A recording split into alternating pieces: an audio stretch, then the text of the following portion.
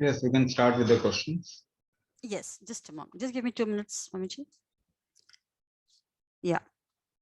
So one of the questions from the participants is, Dev Kumar sir, can Ashtang Chikitsa recover our lost health fully? Lost health. What does it mean? What does health mean, first of all? Does your parameter, certain parameter which is tested in the lab, does it mean health? So your body shows a symptom of an imbalance within. आपके शरीर ना कुछ symptom दिखाता है imbalances. So imbalances can be called as disease. Then what is health? The ability to be in balance is health. The ability to be in balance is health. Now, how you can be in balance? So I'll give you a little experiment to do. And you can do it at your own space, at your own time. अपने स्थान और अपने समय के हिसाब से आप ये प्रयोग कर सकते हैं. किसी को बोलिए कि आप खड़े हो जाएं और किसी को बोलिए कि आपको धक्का दें. So if you see different people, if you see 10 people, some people will have very weak balance and there will be some people who will have very strong balance. होगा ना? आपको कोई धक्का दे और वापस बैलेंस अपना बना के रख सके, ये एबिलिटी अलग अलग लोगों की अलग अलग होगी ना. हाँ, अंगद होंगे तो फिर आपको कोई हिला ही नहीं पाएगा, है ना. So जरा ध्यान दीजिए, आप अपने आप को बैलेंस कैसे करते हैं? The moment you go out of balance, how do you balance yourself? कैसे बैलेंस करते हैं? मालूम है आपको, एक्सपीरियंस है इस बात का, ऐसा नहीं है कि you don't know. The only thing you are always looking somewhere else because your mind has been trained into looking somewhere else, not your body, not yourself. So the moment a question arises, you try to search Google, isn't it? जरा देखें Google में क्या है.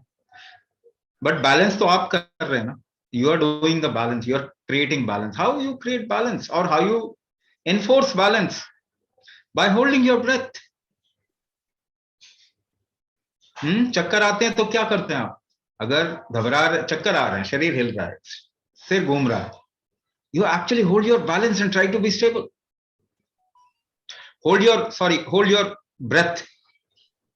सांस रोक के आप balance create करने की कोशिश करते हैं.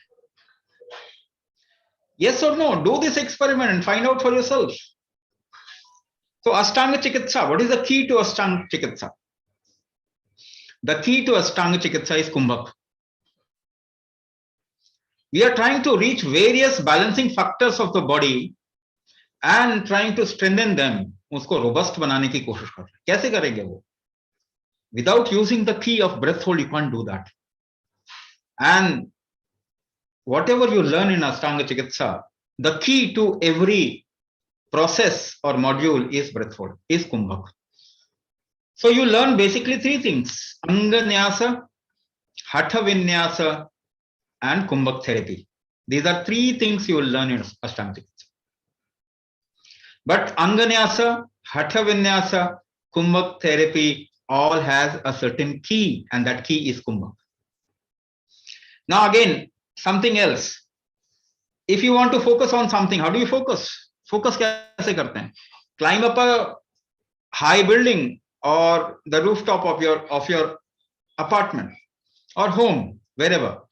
If you find a free space, अगर आगे खाली जगह है, उस जगह पे चढ़ जाइए, छोटी पहाड़ी पे चढ़ जाइए. Try to see far off and try to recognize somebody who is very far off. बहुत दूर कोई है, उसको पहचानने की कोशिश कीजिए. How do you focus? You will keep yourself absolutely still and slowly you will slow down your breath In fact, you will hold it to create focus. आप जब पढ़ाई करते हैं कुछ बहुत इंटरेस्टिंग चीज, या तो आप महीन कारीगरी कर रहे हैं, वेरी फाइन आर्ट वर्क, और अगर किसी स्टोरी में बहुत इंटरेस्ट आ गया, suddenly you will see that you are not breathing. तो just to focus you hold your breath, you use kumbhak. How do you make effort? Effort कैसे लगाते हैं? Now I can define health in another manner. Health को मैं बहुत तरीके से define कर सकता हूं, और मेडिकल साइंस में हेल्थ का कोई डेफिनेशन है. Do you know this? There is no definition of health in medical science. आपको मालूम होना चाहिए. They don't know what is health. They can define disease, but they don't know what is health. They trying to define health by saying that if you don't have disease, there is health. And that too, अगर आपका ये parameter ऐसा है तो आप disease हो, otherwise healthy हो. No, I can show you many people who have various parameters, different parameters, but they are healthy. आपका ब्लड प्रेशर अगर 120 से ऊपर चला गया तो आप हेल्दी नहीं है? नहीं, बिल्कुल भी नहीं है. There are people whose blood pressure is always beyond 200. Mahatma Gandhi's blood pressure was always 220 by 110, always. And there are many people. तो वो पैरामीटर को आप अगर स्टैंडर्डाइज कर देंगे, it is a way of selling things. It's a business model, not a health model. ना, at some point of time 180 was normal, 180 by 110 was normal, 180 by 100 was normal. फिर 160 आया, 140 आया, 120. आप कह रहे हैं कि थोड़ा और बेचना है ना माल, तो 115 कर देते हैं. Suddenly you'll see how many billion, 2 billion people will come under, or some number. इतनी दवाई बिक जाएगी. So health can be defined in many beautiful and a very effective ways. One of the way of defining health would be when the forces which your body use or exhibit, like for example your heartbeat, there is a force behind the heartbeat. That force is called as Dakshinagni. If you have proper Dakshinagni, your heart will be robust. It will not lose its space. The effectiveness of your heart will always be like in on the top if you have high Dakshinagni or proper Dakshinagni. So there are 84 forces which actually do functions inside the body. बिना जोर लगाए तो काम नहीं होता ना. तो वो जोर लगाने की आपकी कितनी क्षमता है, the ability to apply force can be correlated with health. And that I am not just saying physical ability to apply force, it is your organs ability to apply force, that can be called as health. तो आप जोर लगाने की कितनी क्षमता है, कितना जोर लगा सकते हैं, कैसे जोर लगाते हैं? Do this experiment. Take your left palm, right hand से मुट्ठी बांधे, जरा जोर लगा के पुश करना. Push your left palm hard, push it hard. जोर लगाइए जरा. कैसे लगाते हैं? How do you applying force? See behind, पीछे देखो क्या कर रहे हैं. दोबारा से, लेट्स डू इट. जोर लगाइए. देखिए आप सांस रोकते, सांस रोक के बगैर आप जोर नहीं लगा सकते. So if health is how much force you can apply, then how can you achieve it? By increasing the capacity to hold your breath. वजन कैसे उठाते हैं? How do you lift weight? You hold your breath and lift weight. Without holding, you can't lift weight. Without holding your breath, you can't do function with your body. अगर अपने शरीर का effectiveness to apply or activity, effectiveness of activity, जोर लगाने की क्षमता, movement की क्षमता अगर आपको बढ़ानी है तो कैसे बढ़ा पाएंगे आप? ब्रेथ होल्ड कैपेसिटी बढ़ा के.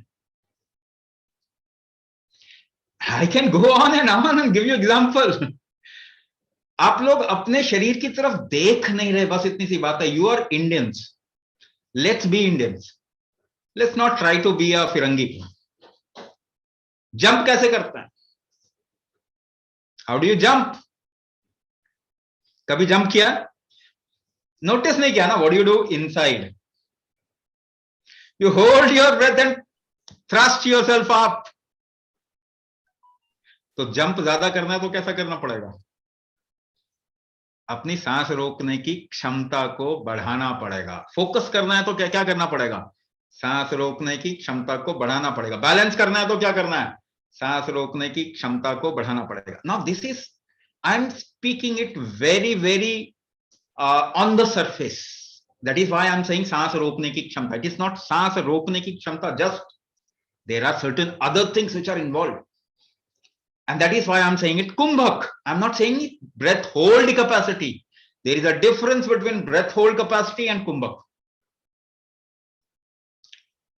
Kumbhak is strength creating mechanism of physical life. जो भी लाइफ फिजिकल फॉर्म ले लिया जिसने भी, उसका किसी भी तरीके का मूवमेंट क्रिएट करने की जो एबिलिटी होती है, the factor which is working behind is kumbhak. Kumbhak may include various factors at the same time. जैसे ब्रेथ होल्ड तो एक बोला, जब आप फोकस करते हैं तो ब्रेथ होल्ड हो जाता है या ब्रेथ होल्ड होके फोकस हो जाता है. फोकस, ब्रेथ होल्ड, मूवमेंट, ये तीन चीजें एक साथ हो सकती है. And that whole game is कुंभक, जिससे कि एक फंक्शन होता है. So how can you increase your health factors? Is there any other वे?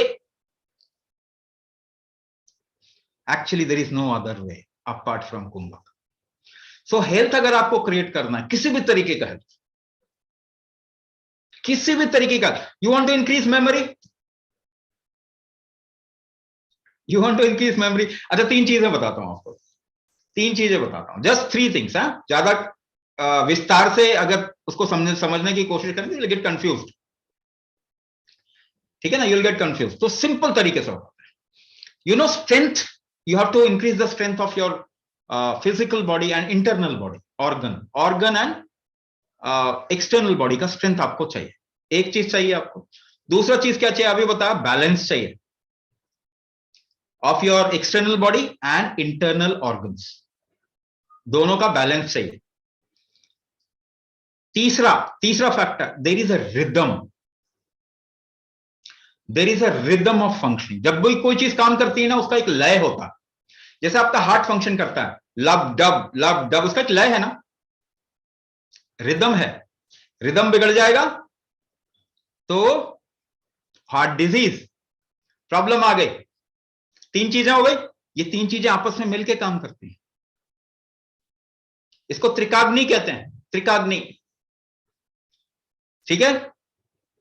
आप अगर थोड़ा सा, अब तो सबने छोड़ दिया, वरना सब कोई ना कोई संस्कृत हिम या फिर कोई श्लोक या सूत्र बोला करते.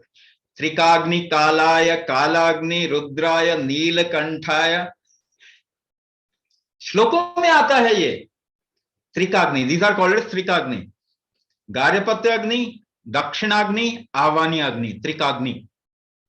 ये 3 फैक्टर्स, फिर मल्टीपल फैक्टर्स बनते हैं और हेल्थ बनता है. ना इसी 3 को मैं दूसरे तरीके से बोल रहा हूं, strength, balance, rhythm. Rhythm, balance, strength. Rhythm भाव क्रिएट करता है, रिदम से भाव आता है. बैलेंस को ही हम राग कहते हैं, राग. और स्ट्रेंथ को हम ताल कहते हैं, ताल. भा र त, आपके देश के नाम में ही हेल्थ है. भाव, राग, ताल, भारत, आपके देश के नाम में ही हेल्थ है. अगर उसको भी ठीक से पढ़ लिया, समझ लिया, you will know how to create health. Anywhere, कहीं पर भी ये 3 चीजें क्रिएट कर दीजिए, स्ट्रेंथ, बैलेंस एंड रिदम. और ये तीनों के तीनों जो हैं, उसके पीछे कुंभक है. सो जब यही कुंभक को अप्लाई कहां कर रहे हैं? On 8 levels of your body. On 8 levels of your body हम इसको अप्लाई कर रहे हैं. जब शरीर को समझना होगा तो आपको 8 लेवल्स पे समझना होगा, वरना आप नहीं समझ पाएंगे। इसी को कहते हैं डीजेनरेशन, विकृति सबसे पहला, रीजेनरेशन प्रकृति। सारा वेबिनार में समझाया है मैंने, उसको दोबारा से देखें। 8 levels of your body, 8 levels of your body पे आप अगर ये 3 चीजों को लगा देते हैं, you can achieve what ever. What is memory? It is a certain rhythm. If you can keep, जिसे कहते हैं ना, किसी एक इंसिडेंस का एक इंपैक्ट होता है आपके शरीर पर, अगर वो आप सही जगह पे रखेंगे तो उसे निकालना आसान होगा। It is just like a library. तो अगर आप अपने जीवन में लय लेके आ जाएं, रिदम लेके आ जाएं, यू डू थिंग्स मेटिकुलसली, आंख बंद करके आप, घर ऐसा बना हो कि आंख बंद करके आपको मालूम है कहां पे क्या चीज है, you will see your memory will start increasing. This is arrangement strength. इसी को कहते हैं स्ट्रेंथ ऑफ अरेंजमेंट। इसको संस्कृत शब्द में कहा जाता है बुद्धि। व्हाट इज बुद्धि? आप नहीं जानते, आप अंग्रेजी में ट्रांसलेट करके समझने की कोशिश कर रहे हैं। बुद्धि is not intelligence. Yes, one connotation is intelligence, but बुद्धि मीन्स स्ट्रेंथ ऑफ अरेंजमेंट। आपके शरीर में प्रोटीन बनाते हैं आप जो प्रोटीन खाते हैं, that doesn't go in your body, your body breaks it down into amino acids and recreates its own protein. आपका शरीर खुद का प्रोटीन खुद बनाता है। आपको सोचते हैं ना ज्यादा प्रोटीन खाओगे ज्यादा प्रोटीन मिल जाएगा, नहीं, कैंसर हो जाएगा। आपका शरीर खुद प्रोटीन बनाता है, जितने भी हार्मोन्स हैं ये प्रोटीन है। तो बॉडी क्या करता है? There is a strength of arrangement of this body. ये हर एक अमीनो एसिड को अरेंज करता है एक तरीके से। उसके लिए स्ट्रेंथ चाहिए ना बॉडी को अरेंज करने के लिए। अगर वो लूज हो जाएगा तो उसको क्या कहते हैं? उसको कहते हैं हाइपोथायरॉयडिज्म। प्रोटीन एलर्जी हो गई, स्ट्रेंथ ऑफ अरेंजमेंट बिगड़ गया। इसको आप बुद्ध दोष भी कह सकते हैं। बुद्ध ग्रह है ना, ग्रह दोष के टर्म्स में समझा रहा हूं। Now this is science. ये मैं आपको साइंस समझा रहा हूं। ये जो आप पढ़ रहे हो ना साइंस के नाम पे, there is nothing science, no science in that. जो भी दुनिया में साइंस के नाम पे जो चीज हो रही है उसमें साइंस नहीं है। आप सोचते हो लैब में जाके आपको पता चल जाता है, नहीं, लैब में जाके कोई ठीक नहीं होता। आपके टेस्ट करने से आप ठीक हो जाते हो। It is just an observation. ये जो लाल पत्थर को लाल पत्थर कह दिया, पीले पत्थर को पीले पत्थर कह दिया, इसमें कितनी बुद्धि लग गई? How much intelligence you use? Nothing. It is just an observation. आप कैट स्कैन और रैट स्कैन वाले मशीन से जाते हो तो आप ठीक हो जाते हैं क्या? नहीं, कैंसर के चांस बढ़ जाते हैं, रेडिएशन आ जाता है बॉडी में, ठीक तो कोई भी नहीं होता। It is observation, it is not diagnosis. आपको लगता है दिस इज डायग्नोसिस, डायग्नोसिस होता तो आप ठीक हो जाते। It is observation, but nobody knows why it is happening. That is why most क्या, सारे all the chronic disease, 80% of total disease are chronic. Infection को अगर हटा दें तो बाकी सारी बीमारियां क्रॉनिक होती हैं। क्रॉनिक बीमारी कोई भी ठीक नहीं होती। आप उठा के देख लीजिए, कोई भी क्रॉनिक बीमारी ठीक नहीं होती। डायबिटीज ठीक नहीं होता, ब्लड प्रेशर ठीक नहीं होता, हार्ट डिजीज ठीक नहीं होता, कैंसर ठीक नहीं होता। आपको लगता है कैंसर ठीक होता, बट इट्स रिलैप्स। जो दवाई खाते हैं उससे रिलैप्स जल्दी होता है। कैंसर का मरीज मरता ही इसलिए क्योंकि इसको कीमोथेरेपी किया। आई am not saying it, modern research, modern studies कह रही है। सो ये डिजीज की चाल बहुत ज्यादा है। आप उसके चक्कर में फंसेंगे तो फंसते जाए, एंड यू एक्सपीरियंस इट। आपको एक्सपीरियंस है इस बात का। Now what should be done? किया जाए, what should be done? Your body cures you. पहली चीज, गांठ बांध लीजिए अपनी लाइफ में। गांठ बांध, आज नहीं समझ में आया, आज से 5 साल बाद समझ में आएगा, बट तब तक आप अपनी हेल्थ मैक्सिमम लूज कर चुका। सो पहली बात है, आपको एक गांठ बांधना पड़ेगा कि आपका शरीर ठीक करता है आपको। नाउ शरीर कैसे ठीक करता है? उसका एक रिकवरी स्ट्रेंथ है। There is a recovery strength of your body. आप खरोच लगा लो जरा, दवाई नहीं खाना, कौन ठीक करेगा? ठीक होगा कि नहीं होगा? आपकी बॉडी ठीक करती है। आपकी हड्डी टूट जाती है, कौन जोड़ता है? आपका शरीर जोड़ता है। आप बीमार होते हैं तो कौन उसको ठीक करने की कोशिश करता है? कोरोना होता है तो आपको फीवर आता है ना, कोरोना होता है तो फीवर होता है ना, फीवर से कोरोना खत्म करने की कोशिश करता है हमारा शरीर, और हम क्या करते हैं? फीवर डाउन कर देते हैं, शरीर को काम ही नहीं करने देते। इसकी ये इम्यूनिटी क्यों बढ़ाता है? अपने को ठीक करने के लिए। हम कहते हैं ऑटो इम्यून डिसऑर्डर होता है, स्टेरॉइड डाल दो उसके ऊपर। ऑस्टियोपोरोसिस का मतलब क्या होता है? Calcium deficiency. No, wrong interpretation. Osteoporosis का मतलब होता है आपका शरीर कैल्शियम एब्जॉर्ब नहीं करता, एब्जॉर्प्शन स्ट्रेंथ इज वीक। ऊपर से कैल्शियम खिलाने से क्या वो एब्जॉर्ब करेगा? नहीं, ब्रेस्ट कैंसर के चांस 200% बढ़ जाएंगे। तो एब्जॉर्प्शन स्ट्रेंथ बढ़ाने के लिए क्या कर रहे हैं आप? Now one more example, how do you pull, how do you suck something up? With the strength of your breath. सांस की स्ट्रेंथ से ही आप किसी चीज को चूसते हैं, खींचते हैं, हाँ या ना? कुंभक स्ट्रेंथ से ही आप खींचते हैं। आप अगर कुंभक करेंगे तो आपका एब्जॉर्प्शन स्ट्रेंथ बढ़ जाएगा, आपका शरीर ज्यादा एब्जॉर्ब करने लगा, आपकी डेफिशिएंसी खत्म हो जाएगी। तो वंस अगेन हमने इस बॉडी को क्रिमिनल बना दिया, और वो भी इसलिए क्योंकि पाश्चात्य संस्कार ही यही हैं कि सब कुछ जो है ठीक नहीं है, कुछ भी ठीक नहीं है, हम ठीक करेंगे। व्हाइट मैन्स बर्डन कहते हैं। उसी पे बेस्ड है मॉडर्न मेडिकल साइंस कि इंसानी शरीर ही गलत है, ये जीवन ही खराब है, सब कुछ खराब है, हमें ठीक करना। तो क्रिमिनल बना दिया हमने इंसान के शरीर को। लाखों सालों से हमने इस शरीर ने बचाया ना अपने आप को। बीमारी तो 100 साल में आ रही है, पिछले 100 साल में शुरू हुआ ये सब। 100 साल पहले किसी को डायबिटीज नहीं था, किसी को ब्लड प्रेशर नहीं था, किसी को थायराइड इश्यू नहीं था, किसी को कैंसर नहीं होता था। होता भी होगा तो बहुत रेयर केस में, जहां इस इंसान ने सच में अपने शरीर के साथ में बहुत कुछ नुकसान कर दिया, अदरवाइज नहीं होता। आज पिछले 50 सालों में तो ये एपिडेमिक की तरफ फैलने लग गया, और अगले 10-15 साल में ऐसी हालत हो जाएगी हमारी। We are already genetically weak.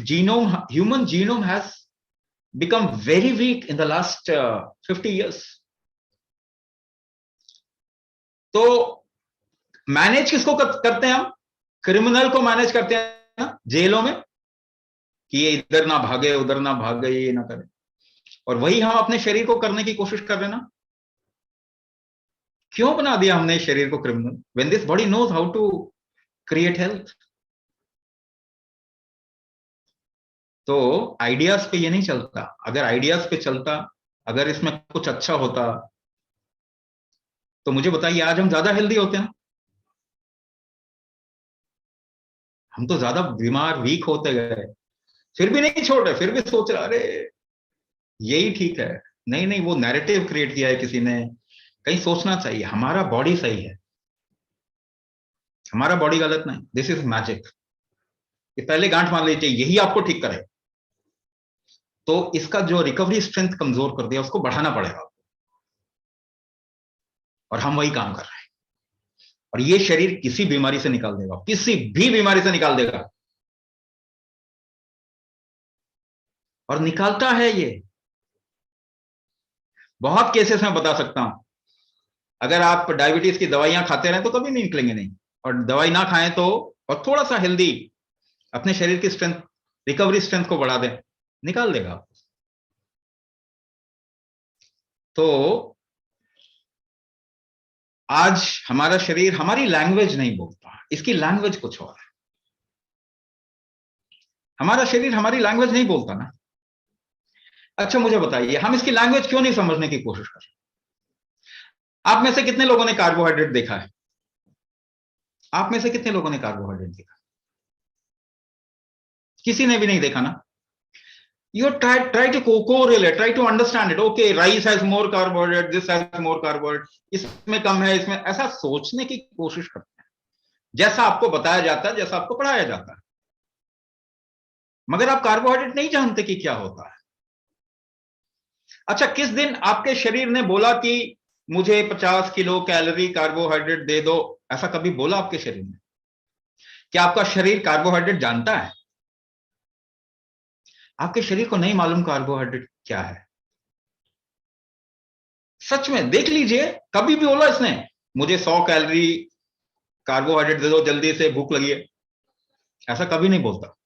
क्या बोलता है? अरे मुझे मीठा खाने का मन कर रहा है, कुछ चटपटा हो जाए तो कितना अच्छा रहेगा। हाँ, आज तो कुछ तीखी सब्जी बनाते हैं। ऐसे ही बात करते हैं ना आप।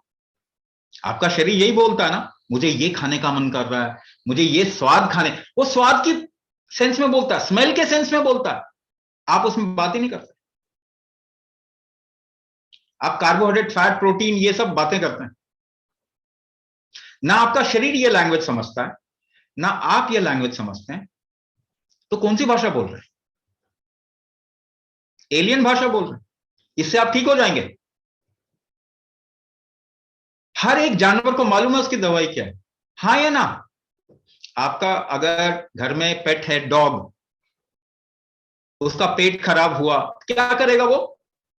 If you observe that dog, it will go in the garden, garden में जाके स्मेल करेगा, स्निफ करेगा, कुछ घास सूंघेगा, और उसको जिस घास की स्मेल अच्छी लगेगी वो खा लेगा वो, और उसका पेट ठीक हो जाएगा, क्योंकि वही उसकी दवाई है।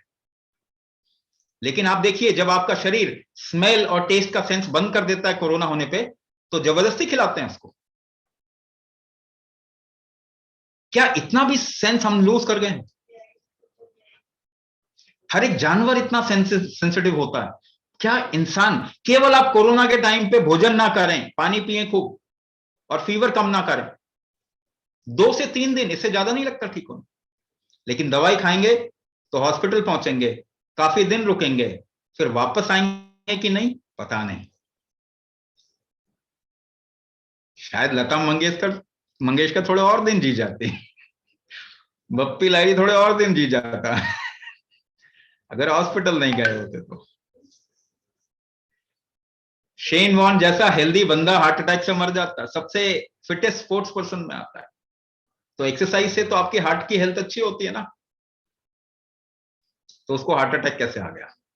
क्योंकि एक्सरसाइज बाहरी शरीर पे काम करता है, अंदरूनी ऑर्गन पे इतना ज्यादा उसका इंपैक्ट नहीं है। अंदरूनी ऑर्गन पे किसका इंपैक्ट है? एक ही चीज का इंपैक्ट है, और वो है कुंभक।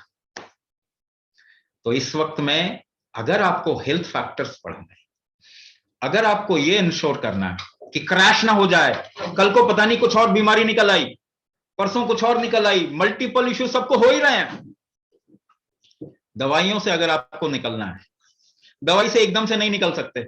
मुझे बताइए, एक ड्रग एडिक्ट को अगर आप ड्रग ले लें तो क्या हालत होती है? आप सोचते हैं पड़ोसी का लड़का ड्रग एडिक्ट है, नहीं, अपने घर में झांकिए जरा, कितनी दवाइयां रखी।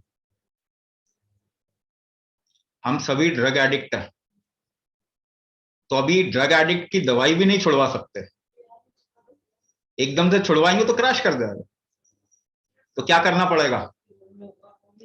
अपने को इतना स्ट्रांग बनाना पड़ेगा, अपने को धीरे धीरे अपनी हेल्थ फैक्टर्स को इंप्रूव करना होगा, रिकवरी स्ट्रेंथ को बढ़ाना होगा, जिससे कि धीरे धीरे करके आपको जरूरत नहीं पड़े उस दवाई की, आपका शरीर रिकवर करने लग जाए अपने आप को।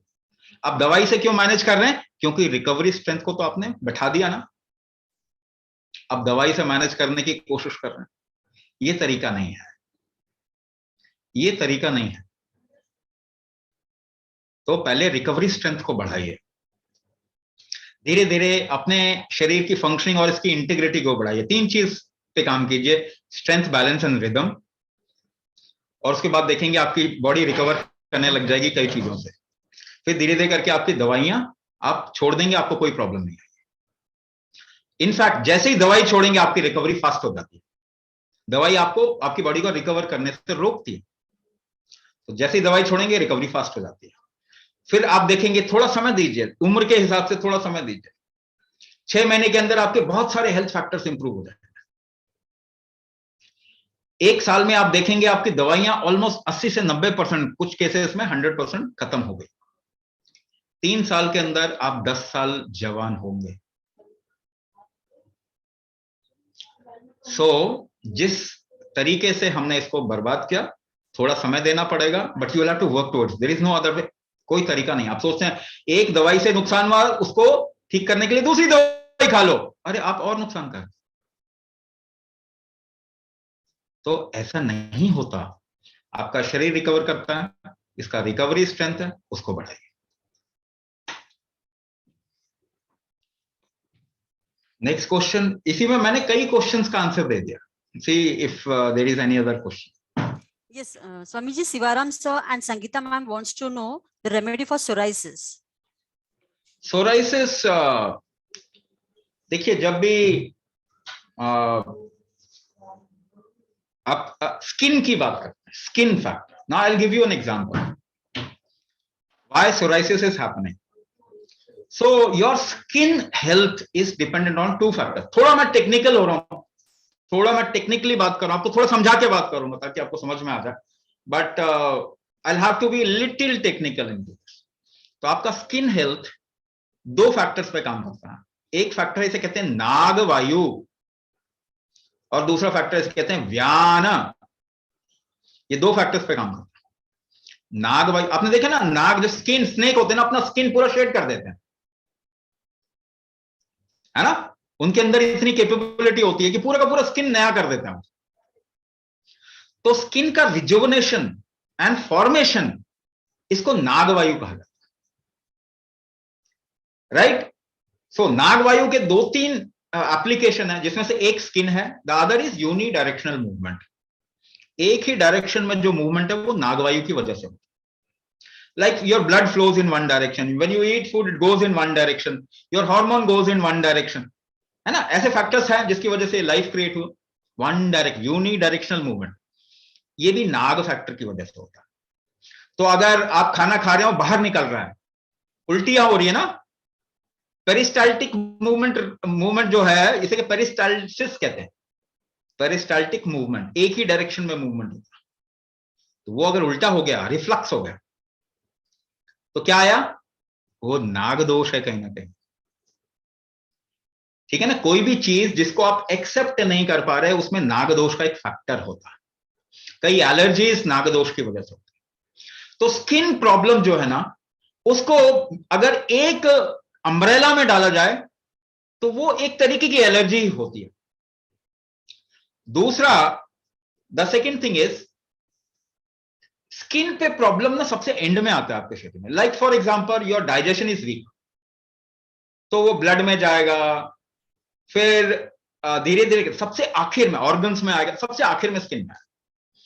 इसीलिए स्किन प्रॉब्लम जो है डिफिकल्ट टू ट्रीट भी होते हैं। और हम ये भी कहते हैं नाग दोष का निवारण बड़ा मुश्किल होता है। I am giving you the technical know how of what is being spoken, but you have not been told in the right manner. तो नाग दोष का निवारण थोड़ा मुश्किल होता है। दूसरी बात है व्यान वायु, स्ट्रक्चरल। व्यान का काम हमेशा एक स्ट्रक्चर को प्रिजर्व करना है। तो आपने देखा होगा कि there are many kinds of preservative things we can do. One is create a preservative structure. जो आपका पिरामिड होता है ना, उसमें व्यान बहुत ज्यादा होता है। If you create a geometric arrangement like a pyramid, उसमें व्यान फैक्टर बहुत अच्छा होगा। या फिर आप नोकीला जैसे टेम्पल क्रिएट करते हैं ना, इस तरीके से उठा हुआ, उसमें भी व्यान फैक्टर हाई होगा। तो और there are certain sounds which can create this vyana factor, preservative thing. There are certain herbs, कुछ जड़ी बूटियां जो प्रिजर्व करती, आपको खराब नहीं होने देंगी। ठीक है ना। तो व्यान हमारा प्रिजर्वेटिव फैक्टर है, जो कि जब मृत्यु के बाद सबसे आखिर में जाता है, प्रिजर्व करके रखता है।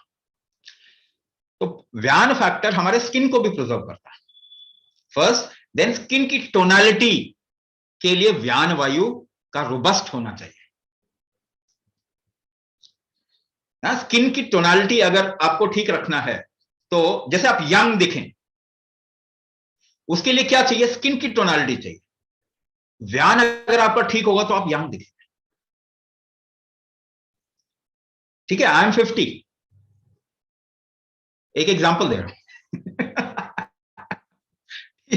तो व्यान वायु अगर आप ठीक रखेंगे तो प्रिजर्वेशन यानी आपका जो सेल्यूलर हेल्थ है ना वो इंप्रूव होता है। आपका एक्सेसिव कुछ भी नहीं होगा, स्ट्रक्चर जो होगा ना वो बहुत ही शेप में रहेगा, स्केलेटल स्ट्रक्चर शेप में रहेगा। दो चीजें, दो सिंपल तरीके से बताया, नाग व्यान, ये दो फैक्टर्स को अगर करेंगे स्किन ठीक हो जाएगा। तो क्या ये हमारे प्रोग्राम में है? यस। जब हम कुंभक थेरेपी करते हैं, द थर्ड पार्ट ऑफ कुंभक थेरेपी इज व्यान कुंभक,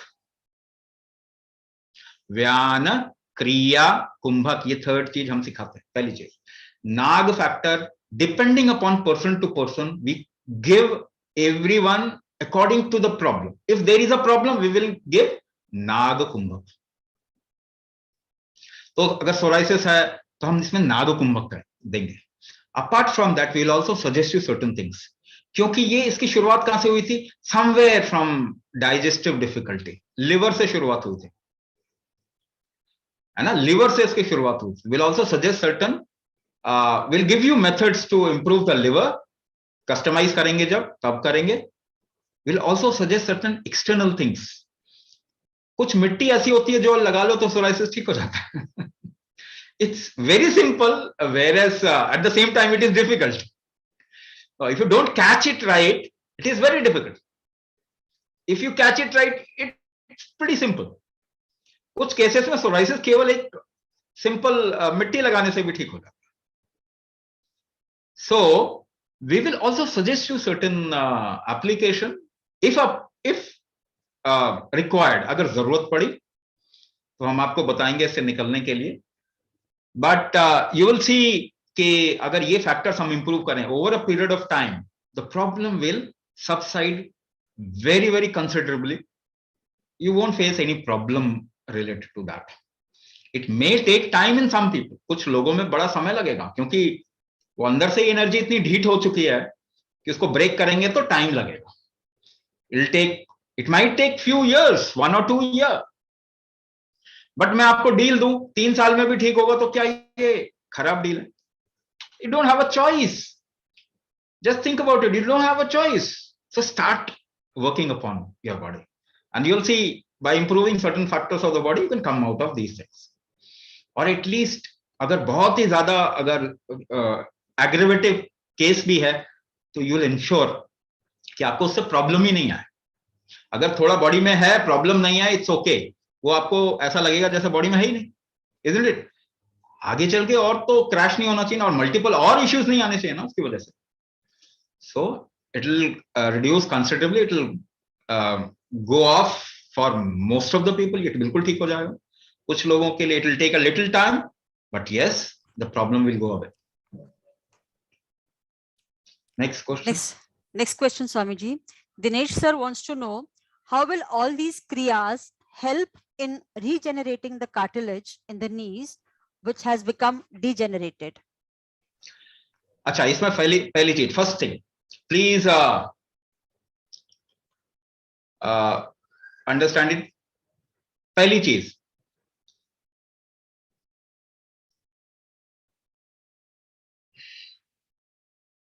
दीपक Udupi, why didn't you ask these things in the group? आपके लिए तो ग्रुप बना हुआ है ना। जब आप बोले ना मेरा ब्लड प्रेशर थोड़ा बढ़ा है, तो आप चलेंगे तो भी ब्लड प्रेशर बढ़ जाता है। If you work upon your body, your blood pressure will go up, because that is how things happen. But it may not mean a problem. अगर आप ज्यादा जोर से करेंगे तो भी ब्लड प्रेशर हाई होगा ना। ब्लड प्रेशर हाई हो बगैर तो आप काम ही नहीं कर सकते। सो प्लीज, अगर ये हो ना आपको लगे कोई प्रॉब्लम है, because it is problem in your mind, so get it clarified immediately. आपको ग्रुप मिला हुआ है, इतना अच्छा सपोर्ट मिला हुआ है, put down a question immediately, ताकि आपको कम से कम साइकोलॉजिकल रिलीफ तो मिल जाए। नहीं तो आप सोच रहे हैं कि प्रॉब्लम है, प्रॉब्लम है, problem. So a little your blood pressure, if it goes very low, you'll not be able to hold even a glass of water. मालूम है आपको, जिनको लो ब्लड प्रेशर होता है वो कुछ कर ही नहीं सकते, बॉडी भी नहीं हिला सकते. Even if you want to use your body, you need a certain amount of blood pressure, which is different from different type of people and kind of work that you are doing. The moment you start working upon the body, it needs a pressure. वो बढ़ेगा ही, क्योंकि आपका pressure अभी उतना required नहीं है जितने जिस पे ये काम हो सके, तो थोड़ा बढ़ाएगा, but it will come down. थोड़ी देर बाद देखेंगे तो इट विल कम डाउन. तो वो प्रॉब्लम नहीं है, वो फॉर अ टाइम पीरियड होता. Like for example, you start jogging, your blood pressure will go high. Or that doesn't mean कि वो jogging बुरा होगा. नहीं, if you relax, it will come down. So blood pressure doesn't mean a pressure that you are measuring. Blood pressure means the ability to control pressure. जो problem है ना, वो कहाँ पे? You are not able to control the blood pressure. वो high तो high ही है, नीचे नहीं आ रहा. वो नीचे तो ऊपर नहीं जा रहा. That is the problem. If it goes very high, comes down, and your body has the control over it, it's rather an ability, है ना? ये ability, आप जब चाहे बहुत तेज भाग सकते हैं, जब चाहे रुक सकते हैं. This is ability, capability, है ना? So first of all, don't try to be once again go into your childhood or become young in terms of number of years. अगर आप, if you are 40, don't try to be 20. Because life doesn't go that way. उस direction में जीवन जाता नहीं है. ठीक है ना?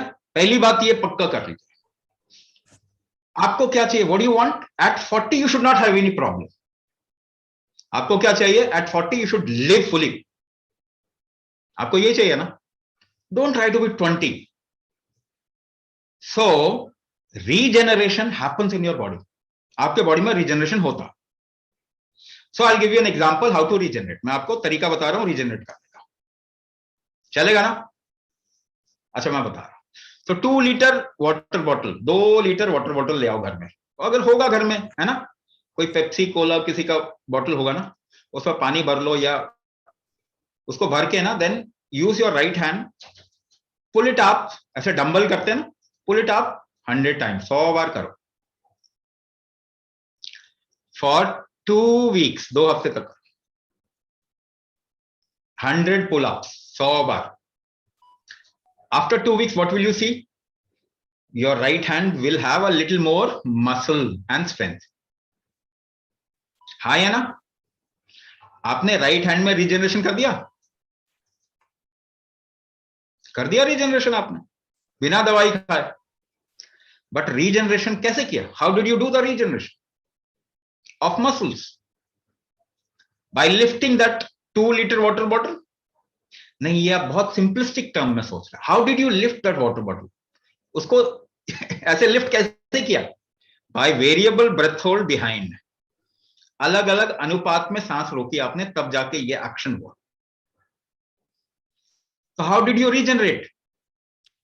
थ्रू कुंभक. थ्रू कुंभक यू रीजनरेटेड. तो रीजनरेशन करना है आपको, तो क्या करना पड़ेगा? कुंभक करना पड़ेगा. हाँ, अब क्या करना, कौन सा कुंभक करना पड़ेगा ताकि वो उस पर्टिकुलर जगह पे असर. And there the programs comes into picture. Program किस लिए? क्योंकि सबसे पहले तो हमें आपका पता करना पड़ेगा कि what factor have you lost because of which your cartilage is not regenerating. कौन सा कुंभक फैक्टर आपने लूज कर. जैसे मैंने बताया 84 कुंभक फैक्टर्स है, 84 कुंभक फैक्टर्स. तो कौन सा कुंभक फैक्टर आपने लूज कर दिया जिससे कि कार्टिलेज रीजनरेशन नहीं होगा. उसके बाद हम आपको, आपके मॉड्यूल को कस्टमाइज करेंगे आपके हिसाब से. So just to give you an example, आपको थोड़ा एग्जांपल देता हूं. Suppose you inhale 1 unit. 1 unit मतलब टाइम रख रहे हैं ना, टाइम का यूनिट रख रहा है. कुछ भी हो, 5 सेकंड हो सकता है, 4 सेकंड हो सकता है, 10 सेकंड हो सकता है, कुछ भी रख लो, 5 रख लो, 1 यूनिट. तो 1 यूनिट आप इनहेलेशन करते हैं, 1 यूनिट होल्ड करते हैं, रोक लेते हैं, और 4 यूनिट एक्सेल करते हैं. तो आपके लिवर पे असर आता है, लिवर रीजनरेट होना शुरू होता है. If you inhale 4 unit, hold 2 unit, exhale 1 unit, तो आपके किडनी पे रिजेनरेशन शुरू हो जाता है. Similarly, if you do certain action of your body with the breath ratio, with a focus at a point, you start regenerating various other factors of your external body. तो हम हठ विन्यास में क्या करवाते हैं? We give you a point of focus depending upon what factors are weak, and then we give you a ratio, and then we give you a movement. Focus, ratio, movement, इन तीनों को combine कर देते हैं. It starts impacting one aspect of your body which is weak in the diagnosis. Diagnosis करके आपको जो पता लगा कि वो weak है, उस पे ये असर देना शुरू कर देता है. And that is why a program is needed. नहीं तो अगर ये इतना ही सिंपल होता कि आपको सीधा सीधा टर्म्स में बता सकते हैं, तो लिख के हम किताब छाप देते ना. Diagnosis is required. आप में कौन सा फैक्टर वीक होगा? सेम भोजन कर रहे हैं ना हम लोग, ऑलमोस्ट सेम जगह से अनाज आ रहा है सबको, सब भोजन सेम कर रहे हैं, बीमारियां अलग अलग हो रही है ना सबको. सेम एनवायरमेंट में रह रहे हैं, अलग अलग बीमारी हो रही है ना. व्हाई? एक ही तरीके की बीमारी होनी चाहिए थी. जैसे कि अभी स्टैंडर्डाइज कर देते हैं ना, सेम दवाई सभी खाएंगे, सबको सेम बीमारी होनी चाहिए थी. नहीं हो रहा ना. तो ये किस तरीके से होता है? Because you have lost factor, certain factors. कुछ कुंभक फैक्टर्स आपके शरीर के वीक हो गए, उसी को बढ़ाना पड़ेगा. इसीलिए कस्टमाइजेशन चाहिए. तो रीजनरेशन कैसे होता है आपको बता दिया, एक्सपेरिमेंट करके बता दिया. रीजनरेशन आपकी बॉडी करती है. From childhood it has been regenerating, but we have lost the strength of regeneration. Regeneration की जो शक्ति है, जो स्ट्रेंथ है, वो कम हो गया. इसीलिए घिसावट तो ज्यादा आ रही है. इसी को कहते हैं प्रकृति. व्हाट इज प्रकृति? आप सोचते हैं नेचर होता है ना प्रकृति. नेचर, प्रकृति का मतलब रीजनरेशन होता है. तो प्रकृति कौन है? नेचर तो है, मगर नेचर ने रीजनरेट किया ना कुछ, उसके पीछे जो शक्ति है उसको प्रकृति बोलते हैं हम. जो रीजनरेशन पावर है उसको प्रकृति बोलते हैं. तो हमने अपनी प्रकृति लूज कर दिया ना, तो विकृति ज्यादा हो गया, डीजेनरेशन ज्यादा हो गया. प्रकृति और विकृति के इम्बैलेंस को ही हम अलग अलग डिजीज के नाम से भी जानते हैं. One of the way we know that disease is autoimmune disorder. ठीक है ना. तो हम रीजनरेट कर सकते हैं if you do the right things. Maybe if you have done too much of degeneration, बहुत ज्यादा डीजेनरेशन कर दिया है, तो रीजनरेशन करने में टाइम लगेगा, मगर प्रॉब्लम आपकी 100% चली जाएगी. प्रॉब्लम चली गई तो क्या प्रॉब्लम है ना. अगर आप 70 साल के हैं, यू डोंट हैव प्रॉब्लम, तो आप क्या बूढ़े हैं? नहीं, you are good in 70. That is why, that is what our responsibility is. Till you live, you don't get into problem, but you age beautifully. Don't age with problems. ये ensure करना. Next question. Yeah. So Rajkumar wants to know, I have cervical disc prolapse causing pinched nerve on the nerve going to the right hand, which causes pain, numbness, and tingling sensation in right hand. Can this be cured? Now, I'll give you another experiment. हाँ? क्योंकि मैं बोलूंगा तो नहीं समझ. If I give you something to do, you do that, you'll understand it properly. ऐसा काम करो कि पत्थर आते हैं ना, ऐसे गोल पत्थर और बीच में छेद, ऐसे 36 पत्थर इकट्ठे कर लो. 36. ठीक है. और एक के ऊपर एक रख दे, एक के ऊपर एक रख दे. आप बैलेंस करने में मुश्किल आएगा ना. कोई इधर खिसकेगा, कोई उधर खिसकेगा. यस और नो? ऐसा ही होता है ना. तो वो गिरेगा, तोड़ेगा, कुछ ना कुछ तो होगा. अब एक काम करो, बीच में रस्सी डालो, जितना छेद है ना उसके हिसाब से मोटा रस्सी डालो, जिसमें फंसे थोड़ा सा. हाँ, 36 पत्थर डालो और आगे पीछे से खींच के ऐसे करो, कहीं नहीं हिलने वाला वो. कुछ भी नहीं होगा ना. This is called as integrating strength. और ये मैंने पहले भी बताया आपको, एक स्ट्रेंथ है व्यान पक्ष, जो अभी बताया ना preservative, that is also integrating strength. It also integrates various skeletal things and muscular things in your body. Muscles और स्केलेटन को इंटीग्रेट चाहिए ना, ऐसा. हाँ, वो रस्सी अब ढीला हो गया, फिर खिसकेगा वो. So integrating strength is like upward pull and downward pull. Upward pull and downward pull. ये दो चीजें आपके शरीर में काम करती, right? The downward pull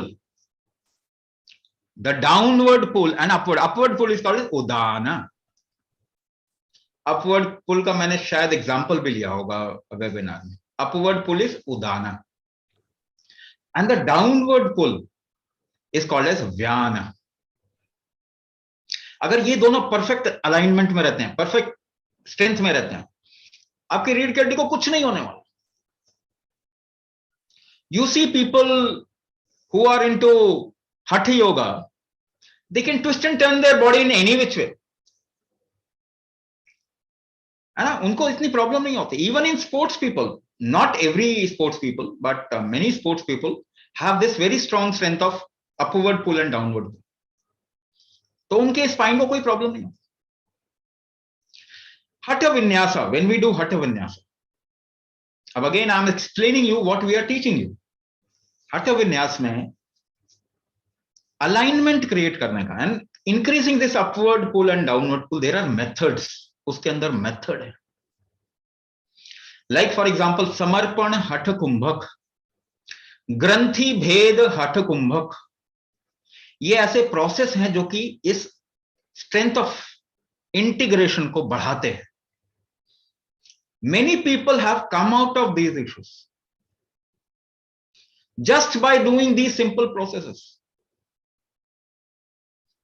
तो आप अगर इस पे काम करेंगे, इसको बढ़ाएंगे and do it properly, because that is what the program is all about. आसन तो आपको सीखने को मिल जाएगा कहीं पर भी, आप किताब भी मिल जाएगी, आप वीडियो देख के सीखो. But we are not teaching asana, we are teaching how to increase this integrative strength, where your body is used, your breath is used, your focus is used, and your effort is used in a particular manner, and that is what I am saying the key is कुंभक. तो ये इसमें है ही. हाँ, तो आप अगर ये करेंगे, but you will have to be little. देखिए, आपको अपना लाइफ को बहुत सुंदर करना, अच्छा करना, तो कम से कम 1 घंटा, पौना घंटा, 1 घंटा, 45 minutes to 1 hour, you should give at least this much to yourself. इतना समय तो अपने साथ में गुजारें. बाकी सारा समय दूसरे के लिए चलेगा, बट 45 minutes to 1 hour अपने लिए, and you'll see your life will become magical. It will transform completely. तब जीने में भी मजा आएगा. अभी तो बीमारी के साथ में क्या जीने का मजा है, हाँ? और हमें मालूम भी नहीं कल को टिकट कट गया तो फिर क्या होना है. So very little time left. थोड़ा शुरू करें इसके, है ना, थोड़ा समय तो गुजारें अपने साथ में. Next. Yes. Next, I have developed vertigo since the last 5 to 6 days after joining the class. What should I do? Sandhya ma'am wants to know this. Swamiji. Okay, this will be the last question because I have to shift to another webinar. दूसरे webinar में जाना है मुझे. The rest of your questions will be answered in the group, in the respective group you are. If you are in the same group, it will be answered in the group, in the same group. Vertigo. I have given this explanation when I said if you are feeling dizzy, if you are अगर चक्कर आ रहा है, तो how do you balance yourself? Now, what is vertigo? Vertigo, primarily the अंग्रेजी word vertigo, अंग्रेजी जो बीमारी है, otherwise चक्कर बहुत वजह से आ सकता है. One is if your energy levels are very weak, low. If you are very weak, HB count आपका बहुत कम है, तब भी चक्कर आ सकते हैं, बैठ के उठेंगे सडनली सारा चक्कर आता, अंधेरा छा जाएगा. It can happen due to imbalance in the body. If your right and left balance is not there, so that can also create a certain weakness in the nervous system or in the nerves, where if you walk, you will not walk straight. आपको लगेगा आप गिर जाएंगे. Or sometimes you might also feel that things are not in balance. Straight नहीं है सब कुछ, टेढ़ा है थोड़ा. It can also happen when there is a hypothalamic inflammation. पीछे का मगज होता है आपका, जो ब्रेन है ना, उसका पीछे का हाइंड ब्रेन है ना, उसके नीचे हाइपोथैलेमस होता है, वहां पे पिट्यूटरी ग्लैंड होता है. हाइपोथैलेमस में अगर इन्फ्लेमेशन होगा ना, तो हेवीनेस आएगा, तो आपका ब्लड प्रेशर भी फ्लक्चुएट करता है, उस समय भी चक्कर आता है. Another reason is there is a balancing factor in your body called as cochlea. कान के अंदर ना एक फ्लूइड फील्ड नर्व पूरा सिस्टम होता है, उसके अंदर फ्लूइड होता है. वो फ्लूइड से ना वो बॉडी पता लगाता है कि ये मैं बैलेंस में हूं कि नहीं. If that structure is not robust, यानी उसमें वीकनेस आ गया, या फ्लूइड ठीक से सेंस नहीं कर पा रहा हो, तब आपको चक्कर आए. और यूजुअली ये ट्रिगर कब होता है? When you are at a certain height. कभी आप हाइट में हैं या स्पीड में हैं, थोड़ी गाड़ी स्पीड में आएगी तब आपको थोड़ा सा अनईजी फील होगा, या फिर हाइट पे जाएंगे तो डर लगेगा या अनईजी फील होता है. उल्टियां आ जाती हैं अगर आप मूवमेंट कर रहे हैं हाइट पे. In low pressure if you do movement, it will trigger imbalance and you will feel dizzy, but what you'll do, you'll puke out things, आप उल्टी कर दोगे. So ये कॉक्लिया, ये nervous system, the robustness of that nervous system, उससे आपको vertigo होता है ना. क्या ये ठीक हो जाएगा? अगर आप अष्टांग चिकित्सा करेंगे तो 100% ये निकल जाएगा, ये पता भी नहीं चलेगा आपको कब निकल गया. Because we have methods where it addresses that aspect, and we also give certain practices, special practices. जैसे there is a category of practice called षण्मुखी. एक कैटेगरी है, उसे षण्मुखी कहते हैं.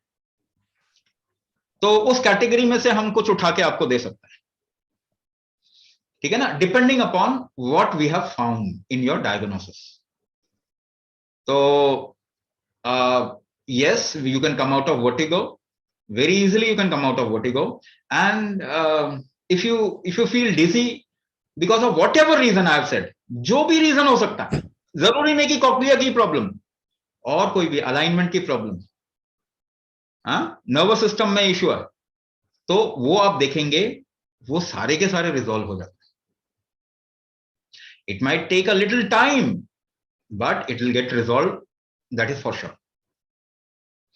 ठीक है ना. So what I have been expounding and exploring is how this body functions.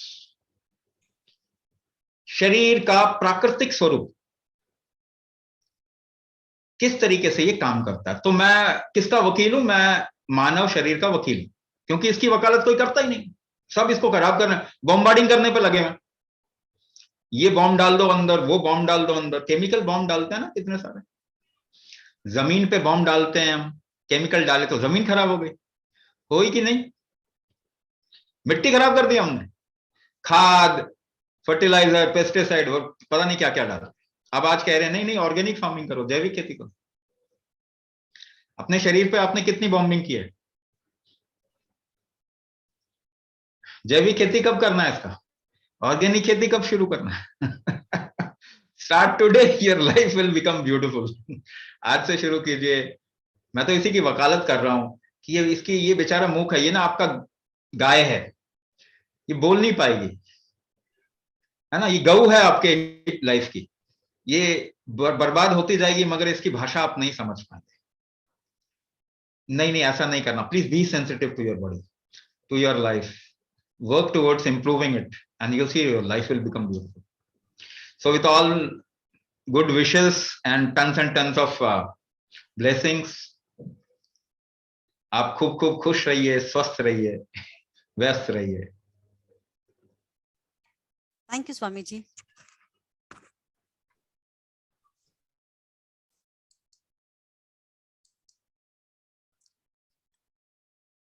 Okay, then thank you, everyone. Okay, the participants whose queries and doubts have been resolved, I hope they've been satisfied with the answers, replies. And the participants whose doubts have not been resolved, they have the doubts still, you can please put it in the WhatsApp group and we'll try to resolve it. Okay, we'll definitely reply to you. It might come from Swamiji also, it might come from one of the mentors also. So you can please put it in the WhatsApp group. Okay, thank you so much, everyone.